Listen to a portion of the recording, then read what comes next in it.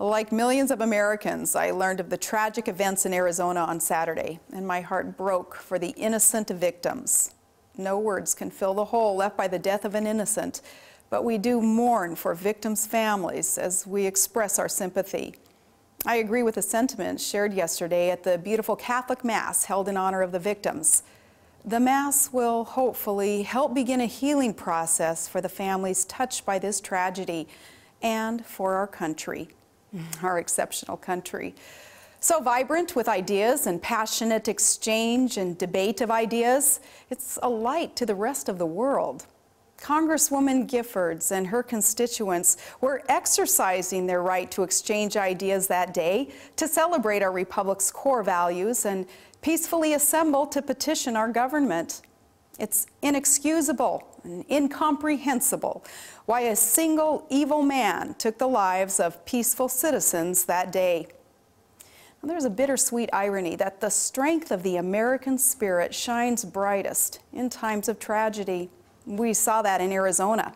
We saw the tenacity of those clinging to life, the compassion of those who kept the victims alive, and the heroism of those who overpowered a deranged gunman.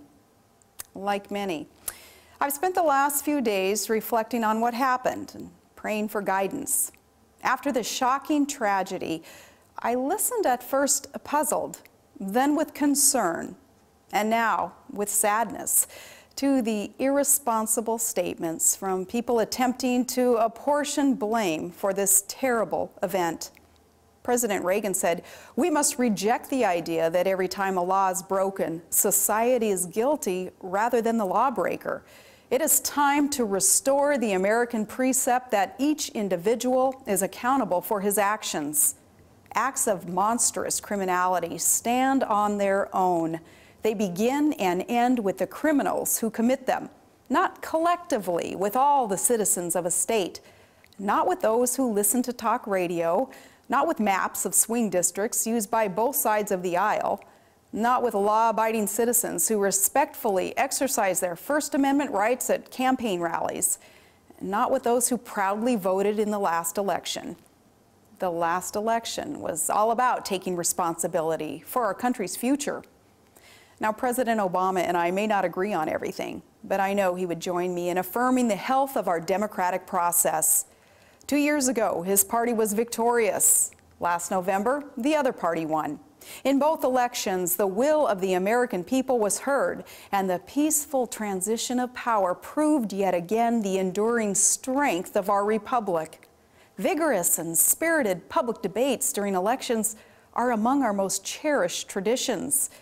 And after the election, we shake hands and we get back to work. And often both sides find common ground back in D.C. and elsewhere. If you don't like a person's vision for the country, you're free to debate that vision. If you don't like their ideas, you're free to propose better ideas. But especially within hours of a tragedy unfolding, journalists and pundits should not manufacture a blood libel that serves only to incite the very hatred and violence that they purport to condemn.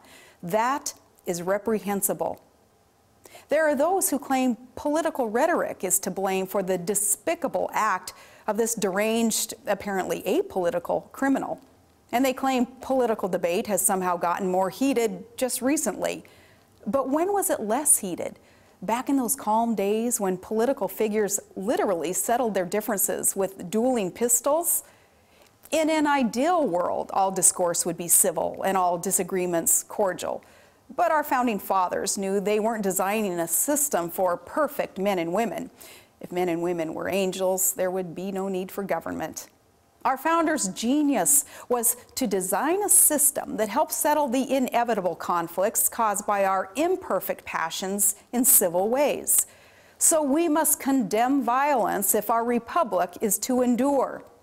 As I said while campaigning for others last March in Arizona during a very heated primary race, I said we know violence isn't the answer. When we take up our arms, we're talking about our vote. Yes, our debates are full of passion, but we settle our political differences respectfully at the ballot box, as we did just 2 months ago, and as our republic enables us to do again in the next election and the next. That's who we are as Americans and how we were meant to be. Public discourse and debate isn't a sign of crisis, but of our enduring strength. It is part of why America is exceptional. No one should be deterred from speaking up and speaking out in peaceful dissent. And we certainly must not be deterred by those who embrace evil and call it good.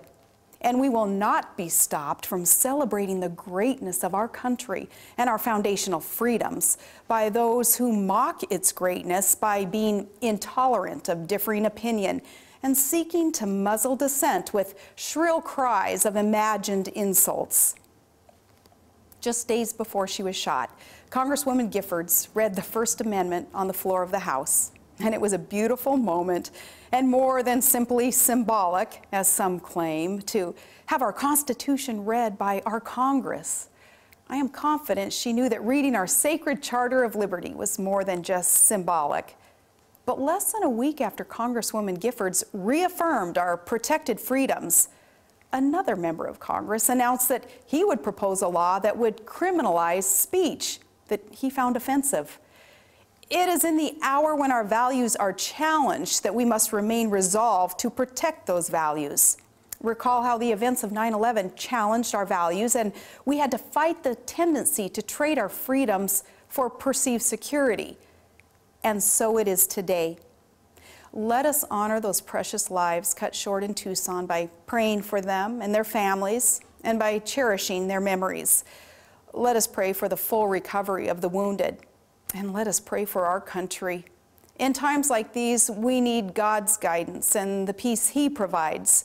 We need strength to not let the random acts of a criminal turn us against ourselves or weaken our solid foundation or provide a pretext to stifle debate. America must be stronger than the evil we saw displayed last week. We are better than the mindless finger-pointing we endured in the wake of the tragedy. We will come out of this stronger and more united in our desire to peacefully engage in the great debates of our time, to respectfully embrace our differences in a positive manner, and to unite in the knowledge that though our ideas may be different, we must all strive for a better future for our country. Yes, may God bless America.